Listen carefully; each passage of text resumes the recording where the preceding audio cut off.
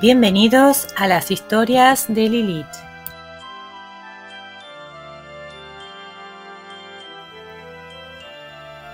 Bienvenidos a todos, más que bienvenidos hoy, porque estamos con un nuevo capítulo especial, el capítulo número 8, porque, increíblemente 800 personas han decidido apoyar este canal, han decidido que les gustan estas historias y eso a mí me hace realmente muy feliz. Me sorprende además porque, uno nunca espera tal vez el éxito de sus proyectos, ¿no? Aunque así lo quiere, la confianza no siempre está del lado de uno, ¿no? Pero bueno, acá está la prueba de que las cosas se están haciendo relativamente bien, que vamos por buen camino y nada, muy feliz de que estén estas 800 personas apoyando el canal. Gracias, muchísimas gracias. Hoy les traigo una historia fantástica de un autor muy conocido en el ámbito del terror. Es Montague Rose James, ¿sí? Este autor es un importante, fue un importante anticuario, fue un medievalista y además un escritor británico de cuentos de terror que se especializó en ficción de fantasmas. Así que nada, espero que les guste esta historia que traigo para celebrar este evento tan importante para mí y también para todos nosotros, que es que la familia de las historias de terror, de ciencia ficción, de fantasía, de cuentos de hadas, está creciendo y somos, cada vez más. Muchísimas gracias. Comencemos. El Conde Magnus. Solo al final de estas páginas revelaré al lector la forma en que estos papeles, a partir de los cuales pude elaborar un relato coherente, llegaron a mis manos. Pero necesariamente he de anticipar, antes de referirme a su contenido, ciertos detalles sobre su configuración y propósito. Constituyen en su mayor parte una serie de apuntes para un libro de viajes, es decir, para uno de esos volúmenes que tanta popularidad alcanzaron durante las décadas del 40 y el 50. El diario de un viaje por Jutlandia y las islas danesas de Horace Marryat ejemplifica a la perfección los especímenes a que aludo. Solían describir zonas poco conocidas del continente europeo y los ilustraban grabados en madera o cobre. Informaban sobre los distintos hoteles, los medios de comunicación, en fin, todo cuanto hoy puede hallarse en cualquier buena guía turística, con el añadido de extensas conversaciones con extranjeros inteligentes, taberneros ingeniosos y locuaces campesinos. En resumen, se parecían bastante a una recopilación de chismes. Iniciados con la intención de recoger material para un libro de este tipo, mis papeles se transformaron poco a poco en el relato de una extraña experiencia personal, y tal relato se prolonga casi hasta los umbrales de la culminación de esa experiencia. Su autor es un tal Mr. Wraxall. Solo sé de él lo que pude inferir de sus escritos. Parece haber sido un hombre de cierta edad que gozaba de algunos recursos económicos y estaba totalmente solo en el mundo. Carecía, al parecer, de residencia estable en Inglaterra, pues solía albergarse en hoteles y pensiones. Quizá proyectara instalarse algún día en forma definitiva, sin que jamás pudiera concretar tal propósito. Y no es imposible que el incendio del Pantechnicon a comienzos de 1870 haya destruido muchos elementos capaces de proporcionar mayor información sobre su persona, pues una o dos veces menciona objetos de su propiedad depositados en dicha institución. Mr. Wraxall, por lo demás, parece haber publicado un libro en el que relata las vacaciones que una vez pasó en Bretaña. No puedo suministrar mayores noticias sobre esa obra, pues una búsqueda bibliográfica tan diligente como infructuosa me convenció de que debe tratarse de una publicación que apareció anónimamente como seudónimo. En cuanto a la personalidad, no resulta difícil inferir, al menos superficialmente, características distintivas. Ha de haber sido un hombre culto e inteligente. Estuvo a punto, al parecer, de ejercer en Oxford, en el Brasenose College, según puedo juzgar por el calendario de esa institución. Su principal defecto era, sin duda, la excesiva curiosidad, tal vez el mejor de los defectos en un viajero. Por él, este viajero en particular pagó, por cierto, un precio demasiado caro. Durante aquella expedición, la última que él emprendió, planeaba un nuevo libro. Escandinavia, región poco conocida por los ingleses de hace 40 años, le parecía un campo interesante para sus propósitos. Seguramente, al hojear algunos viejos volúmenes de historia de Suecia o de memorias, se le ocurrió la idea de redactar un libro de viajes sobre este país, en el que podría intercalar episodios relativos a las principales familias suecas. Se procuró entonces cartas de presentación para ciertas personas de prestigio en Suecia, hacia donde se embarcó a comienzos del verano de 1863. Es innecesario detallar su viaje por el norte y las pocas semanas que pasó en Estocolmo. Solo mencionaré que cierto estudioso de esa ciudad le proporcionó información sobre una importante colección de documentos familiares pertenecientes a los propietarios de una antigua residencia señorial o herrgård en Västergötland y le procuró un permiso para examinarlos.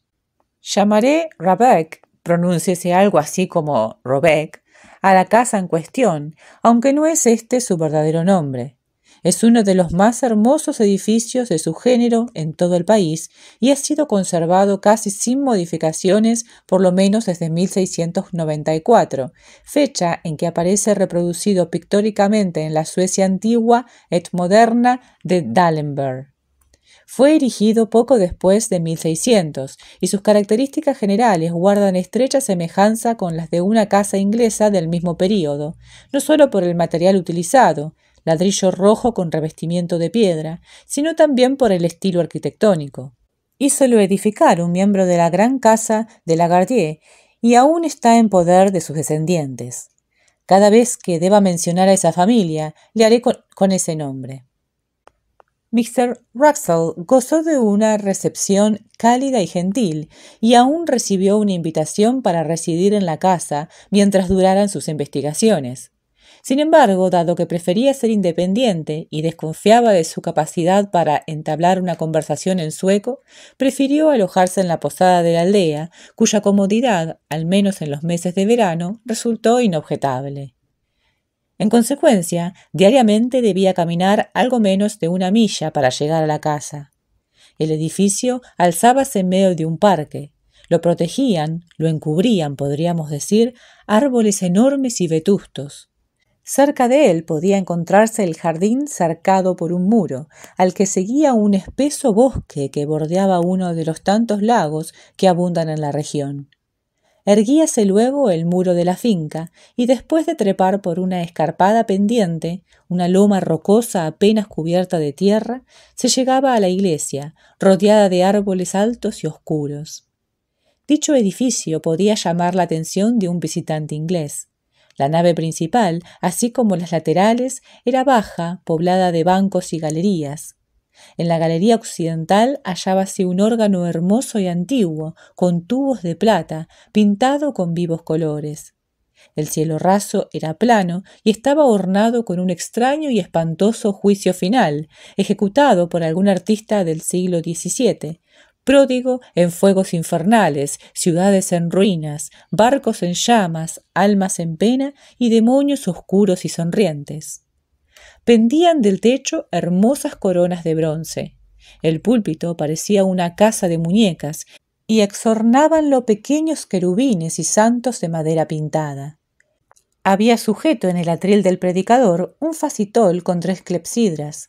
Por lo que se ve, no difería mucho del común de las iglesias suecas, salvo en un detalle. En el extremo oriental de la nave norte, el dueño de la mansión había hecho elevar un mausoleo para él y para su familia. Era una amplia construcción octogonal, iluminada por ventanas ovales. Coronaba su techo en forma de cúpula una suerte de calabaza que culminaba en una aguja, ornamento que al parecer mucho llegó a deleitar a los arquitectos suecos. El techo estaba recubierto por fuera de cobre y pintado de negro, mientras que los muros, al igual que los de la iglesia, eran impecablemente blancos. No se podía entrar a él desde la iglesia, sino que disponía de su propio portal y escalinata sobre el lado norte. Más allá del camposanto, extiéndese el sendero que conduce a la aldea, y no se requiere más que 3 o 4 minutos para llegar a la puerta de la posada. El día que llegó a Arbeck, Mr. Wraxall halló abierta la puerta de la iglesia y apuntó los detalles de su interior que acabo de resumir. No pudo, sin embargo, entrar al mausoleo. Solo pudo vislumbrar, a través del agujero de la cerradura, hermosas estatuas de mármol y sarcófagos de cobre, además de un profuso tesoro de adornos heráldicos, y esto, naturalmente, no hizo sino acrecentar su deseo de observarlo más de cerca. Los documentos que había ido a examinar en la morada señorial resultaron ser, precisamente, los que requería para la confección de su libro. Consistían en correspondencia familiar, diarios y libros de cuentas de los primitivos propietarios de la finca, preservados con esmero y escritos con gran claridad, pródigos en detalles tan pintorescos como divertidos. En ellos, el primer de Lagardier cobraba el aspecto de un hombre enérgico y capaz. A poco de construirse la mansión, el distrito había padecido un período de disturbios. Los campesinos se habían amotinado y habían atacado varios castillos, causando diversos estragos. El dueño de Rabec había desempeñado un importante papel en la represión de los desórdenes, y no faltaba alusiones a la ejecución de los cabecillas y a los implacables castigos. El retrato de este Magnus de Lagardier era uno de los mejores de la casa, y Mr. Wraxall, concluida su jornada de trabajo, se detuvo a examinarlo con no poco interés. Aunque no ofrece una descripción minuciosa, creo que el rostro lo impresionó antes por su vigor que por su belleza o dulzura. De hecho, escribe que el conde Magnus era hombre de una fealdad casi inverosímil. Aquel día Mr. Wraxall cenó con la familia y regresó a su alojamiento a hora tardía, pero cuando aún había luz.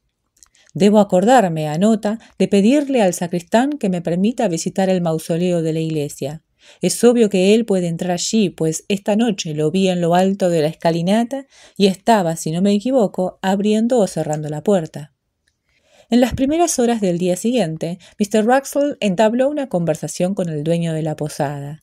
Me asombró que registrara todos los pormenores, pero luego comprendí que los papeles que poseo eran, por lo menos al principio, apuntes para un futuro libro. Es decir, para una de esas obras casi periodísticas que consienten la inclusión de charlas y entrevistas con personajes varios.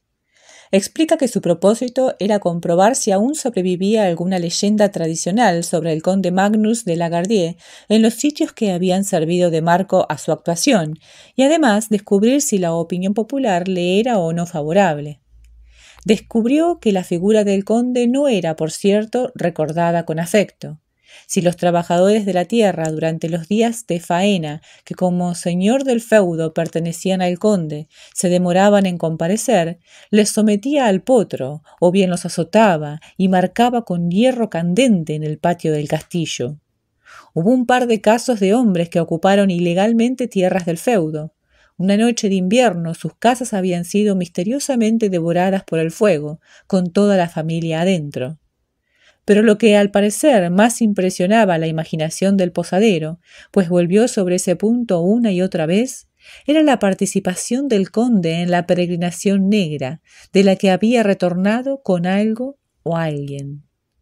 El lector, al igual que Mr. Wraxall, se preguntará qué era la peregrinación negra, y tal pregunta, al igual que la de Mr. Wraxall, quedará por ahora sin responder. Evidentemente, el posadero no deseaba brindarle una información exhaustiva, en realidad ni siquiera una mera información, y cuando alguien lo llamó, se escurrió con mal disimulado alivio para regresar poco después, asomarse fugazmente por la puerta y anunciar que lo requerían en Skara y no volvería hasta la noche. Así, Mr. Wraxall se dirigió a una tarea en la mansión sin haber satisfecho su curiosidad, al punto atraída, sin embargo, por algo no menos interesante, la correspondencia entre Sofía Albertina en Estocolmo y su prima Ulrica Leonora en Rabeck, que comprendía el período 1705-1710. Se dispuso a examinarla. Estas cartas eran de suma importancia para un estudio de la cultura sueca de esa época, según puede comprobarlo quien haya leído la edición completa, publicada por la Comisión Sueca de Manuscritos Históricos. Esa tarde concluyó de leerlas y luego de colocarlas en el correspondiente anaquel de la biblioteca, tomó varios volúmenes que había a mano para escoger los que pudiera proporcionarle material para el trabajo del día siguiente. Ocupaban el anaquel, ante todo, libros de cuentas del primer conde Magnus, escritos de su puño y letra. Pudo, sin embargo, hallar un libro diferente de los demás. Una obra sobre alquimia y temas afines, escrita por otra persona, pero también del siglo XVI. Por no estar muy familiarizado con la literatura alquímica, Mr. Wraxall dedica mucho espacio, de otro modo innecesario, a la transcripción de los títulos y aún frases iniciales de diversos tratados. El libro del Fénix, el libro de las 30 palabras, el libro del sapo, el libro de Miriam, la Turba Philosophorum y otros. Luego anuncia, con mucha circunspección, por cierto, su propia y agradable sorpresa al descubrir en una página originalmente en blanco, hacia la mitad del volumen, un escrito del mismo conde Magnus, titulado Liber Nigrae Peregrinationis. Se trataba de unas pocas líneas, pero bastaba para demostrar que aquella mañana el posadero había aludido a una creencia que se remontaba como mínimo a los tiempos del conde Magnus y que éste probablemente había compartido. He aquí la traducción del texto manuscrito. Quien anhele la longevidad, quien anhele obtener un fiel mensajero y ver derramada la sangre de sus enemigos, debe ir primero a la ciudad de Corazín y allí saludar al príncipe. Seguía una palabra tachada, aunque no con tanto cuidado como para que Wraxall no pudiera interpretarla, y con certeza casi absoluta, como aeris, del aire. Aquí se interrumpía el texto, con el solo agregado de una línea en latín. Quaere reliquia vius materiae intersecretiora. Cuanto resta de esta materia, búscalo entre las cosas más secretas. Tal circunstancia, innegablemente, arrojaba una luz harto dudosa sobre los gustos y creencias del conde. Pero para Mr. Wraxall, separado de él por casi 3 siglos, la idea de que este gentilhombre hubiera añadido al vigor de su carácter la alquimia y a la alquimia algo semejante a la magia, solo servía para transformarlo en una figura aún más pintoresca. Durante largo rato, Mr. Wraxall contempló el retrato del conde Magnus, que había en el hall. Aún pensaba en él cuando se dirigió a su alojamiento. Nada pudo distraerlo de este pensamiento, ni el nocturno aroma de los bosques, ni la luz del crepúsculo sobre el lago. Y cuando súbitamente despertó de su ensueño, comprobó con asombro que se hallaba ante la puerta del camposanto y que ya faltaban pocos minutos para la hora de la cena. Su mirada se detuvo en el mausoleo. «Con que aquí estás, conde Magnus», suspiró. «Por cierto, mucho me gustaría conocerte». Como muchos solitarios, escribe, tengo el hábito de hablar solo y en voz alta, pero a diferencia de ciertas partículas griegas y latinas, no exijo una respuesta. Por cierto, y tal vez en esta oportunidad por fortuna, no escuché ninguna voz ni nada parecido. Solo un sonido metálico. La mujer que limpiaba la iglesia, creo, había dejado caer algún objeto. Hizo eco en mis palabras. Supongo que el conde Magnus ha de tener el sueño bastante pesado. Esa misma noche, el posadero, enterado de que Mr. Wraxall deseaba conocer al clérigo, o diácono, como lo llaman en Suecia, de la parroquia, le presentó a este pastor. En el acto combinaron para el día siguiente una visita a la cripta de los de Lagardier y luego dialogaron brevemente sobre temas generales. Mr. Wraxall recordó que una de las funciones de los diáconos escandinavos es preparar a quienes deben recibir la confirmación y quiso aprovechar la oportunidad para refrescar su memoria sobre ciertas cuestiones bíblicas. «¿Puede usted, preguntó, decirme algo sobre Corazín?» El diácono pareció sorprendido, pero de inmediato le recordó el castigo que había padecido esa población. «Es cierto», dijo Mr. Wraxall, «y supongo que ahora está completamente en ruinas». «Así lo espero», contestó el diácono. «Nuestros sacerdotes más ancianos solían comentar que allí nacería el anticristo. Y hay leyendas». «Oh, ¿qué leyendas?», interrumpió Mr. Wraxall. «Leyendas, decía, que he olvidado», concluyó el diácono, y poco después se despidió. Ahora el posadero estaba solo y a merced de Mr. Wraxall, es decir, de un inquisidor que sin duda no estaba dispuesto a absolverlo. «Herr Nielsen», comenzó éste, «descubrí algo sobre la peregrinación negra. ¿Puede usted contarme lo que sabe? ¿Qué trajo consigo el conde?» Tal vez los suecos sean normalmente lentos para contestar. Tal vez el posadero era una excepción. No lo sé. Pero Mr. Wraxall consigna que su interlocutor se quedó mirando no menos de un minuto, sin decir palabra. Luego se acercó a su huésped y no sin esfuerzo le dijo: «Mr. Wraxall, solo voy a contarle esto y nada más. Luego callaré definitivamente y de nada valdrán sus preguntas. En tiempos de mi abuelo, es decir, hace 92 años, hubo 2 hombres que dijeron: el conde ha muerto, ya nada puede hacernos. Esta noche iremos a cazar en su bosque. Es ese bosque espeso que cubre la colina que hay detrás de Rabec. Bien, quienes los escucharon les advirtieron: no vayan, o seguramente descubrirán que quienes no deberían caminar, caminan, que quienes deberían descansar, deambulan». Los hombres rieron. No habían guardias en el bosque, ya que a nadie se le ocurriría cazar allí. Los de la guardia estaban ausentes. Los intrusos podrían actuar a su antojo. Esa noche, entonces, fueron al bosque. Mi abuelo se sentó aquí, en esta habitación. Era una de esas noches luminosas de verano, y él podía, a través de una ventana abierta, ver el bosque y escuchar los rumores nocturnos. Se sentó aquí, pues junto a 2 o 3 hombres, y todos se dispusieron a escuchar. Al principio no se oyó nada, pero de pronto creció un alarido, y usted bien sabe qué lejos está el bosque, que solo podría proferir alguien a quien le arrancan las entrañas del alma. Los que estaban en esta habitación no atinaron a hacer nada. El miedo les impidió moverse durante más de 3/4 de hora.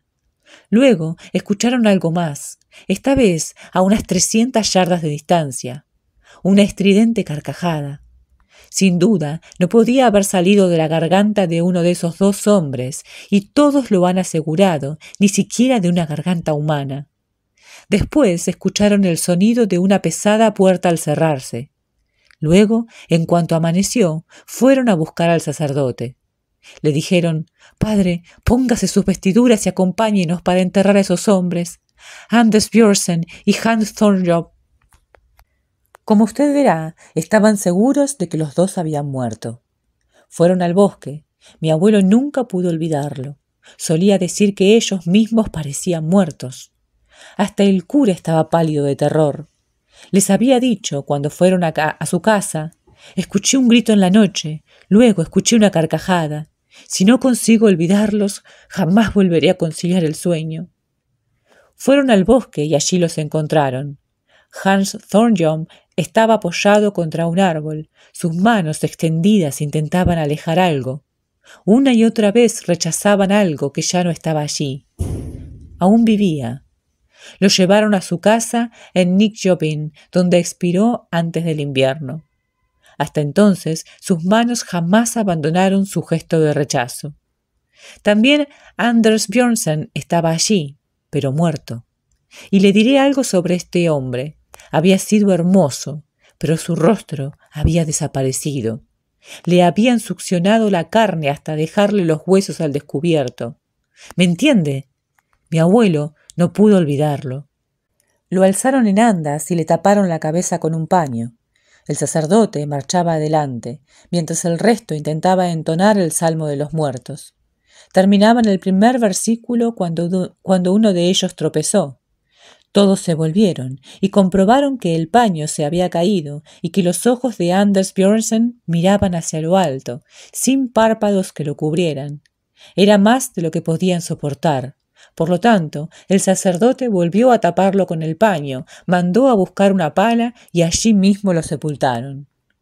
Mr. Wraxall anota que al día siguiente el diácono pasó a buscarlo luego del desayuno y le mostró la iglesia y el mausoleo. Observó que la llave de éste colgaba junto al púlpito y pensó que, ya que la puerta de la iglesia siempre estaba abierta, no le sería difícil hacer una segunda visita, esta vez a solas, a los sepulcros del mausoleo, si lo juzgaba necesario. Al entrar, advirtió que el edificio no carecía de majestuosidad. Los sepulcros, en su mayor parte graves construcciones del siglo XVII y XVIII, combinaban lo ostentoso con lo solemne y abundaban en epitafios y blasones. 3 sarcófagos de cobre, enriquecidos por grabados de gran delicadeza, ocupaban el espacio central bajo la cúpula. Pesados crucifijos de metal adornaban, según se estila en Suecia y Dinamarca, la tapa de 2 de ellos, pero el tercero, al parecer el del conde Magnus, era diferente. Una efigie de tamaño natural reemplazaba los crucifijos, diversos grabados guarnecían el ataúd. Uno de ellos representaba una batalla, donde no faltaba un cañón humeante, ciudades amuralladas y tropas de piqueros. Otro mostraba una ejecución. Veíase en el siguiente un hombre que corría entre los árboles a gran velocidad, con el cabello al viento y los brazos extendidos, perseguido por una forma tan extraña que costaba decidir si el artista había intentado representar a un hombre sin conseguir su propósito, o si lo había dotado de un aspecto tan monstruoso con toda deliberación. Más verosímil, a juzgar por la habilidad de los otros grabados, era la segunda hipótesis. La figura era extraordinariamente pequeña, su capucha y sus largos ropajes la cubrían casi por completo. Solo dejaban al descubierto uno de sus miembros, y éste distaba de parecerse al brazo o a la mano de un hombre. Mr. Wraxall lo compara con el tentáculo de un pulpo, y luego reflexiona. Al observar este grabado, me dije, sin duda se trata de una alegoría, un demonio que persigue a su presa, y acaso sea el origen de la leyenda que habla el conde Magnus y su extraño compañero. Veamos ahora quién dirige la casa. Será un demonio, seguro, quien hace sonar el cuerno. Pero no descubrió Mr. Wraxall a tan notable personaje, sino a un hombre que, envuelto en una capa, apoyado en un bastón, observaba la casa desde una loma, con un interés que el artista había intentado expresar en su actitud. Mr. Wraxall examinó los 3 candados de acero, obra de solidez y delicadeza, que aseguraban el sarcófago. Uno de ellos se había desprendido y yacía en el suelo. Luego, como no quería entretener más al diácono ni demorar por más tiempo su propio trabajo, se dirigió hacia la mansión. Es curioso, escribe, cómo al recorrer un sendero familiar podemos sumergirnos en nuestros propios pensamientos hasta olvidar todo cuanto nos rodea. Esta noche, y por segunda vez, había planeado una visita al mausoleo para copiar los epitafios, me hallé de pronto frente a la puerta del camposanto, sin saber, tal como la vez anterior, cómo había llegado hasta allí. Creo recordar además que cantaba, casi a manera de letanía, algo parecido a esto. «Estás despierto, conde Magnus», «Duermes, conde Magnus», y otras frases que no pude conservar en mi memoria. Tuve la impresión de que había observado ese absurdo comportamiento durante un buen rato. Encontró la llave del mausoleo donde esperaba, y luego copió la mayor parte de los epitafios. En efecto, permaneció allí hasta que comenzó a faltar la luz. Debo haberme equivocado, escribe, al creer que solo uno de los candados del sarcófago del conde estaba desprendido. En realidad, según pude comprobar esta noche, hay 2 en el suelo.